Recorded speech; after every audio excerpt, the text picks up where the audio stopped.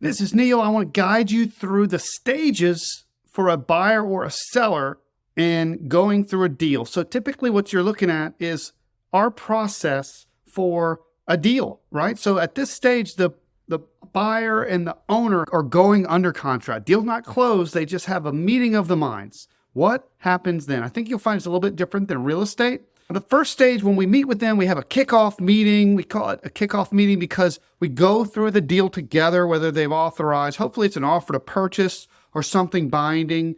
And the buyer is committing to the process. They're putting money into escrow. And the buyer is saying, hey, this is what I need. I want to see your tax returns. I want to see your water bills, bank statements, whatever it is that the buyer wants. Buyer's going to ask for when they go under contract. This is the buyer's time to kick the tires, right? They just said, I would buy the business if, but they got to establish all the ifs. It's a contingent stage of this deal. So they go into their diligence.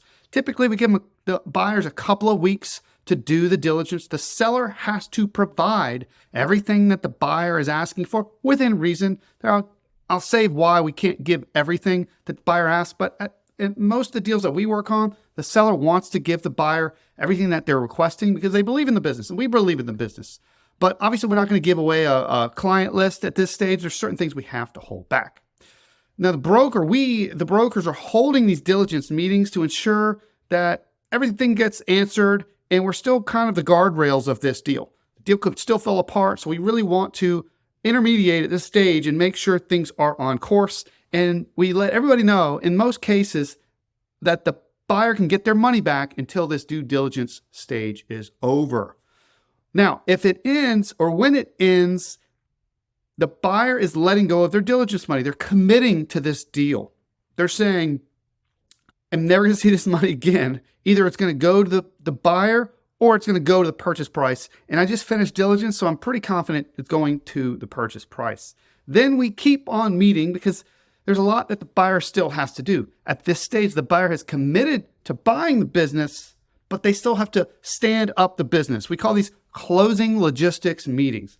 These meetings were focused on getting the lease transferred over, getting the credit card payments going, any type of strategic vendor connections. Let's make sure that the buyer's ready to work with those vendors on day one. They're very focused on becoming the new owner. First meeting, we were kicking the tires, right? The buyer was doing their diligence. Diligence is over. Now we're putting the buyer in the driver's seat. We'll do this for at least a couple of weeks until the closing day. On closing day, exciting day, ownership changes from the seller to the buyer. The seller stops making money. The disbursement is made to the seller. The seller is getting paid through the escrow agent. And the owner of the business, they stop making money. They also stop paying the bills. On the closing day, the day after closing day, the buyer begins to reap the proceeds of the business and pay the bills. So the liabilities and the opportunity shifts from the buyer to the seller. That's what happens on closing day. And then, unlike a real estate deal, you have a transition period. At a minimum, it's 2 weeks. The seller is still around. The former owner of their business is there to assist the buyer with the sale. I like to joke, they show them where the coffee's made. Yeah, we have seen where business buyers need the owner to show them how to turn the lights on, right? They're new in the business. It's their owners, the buyer's opportunity to get as much out of the owner's head as they can.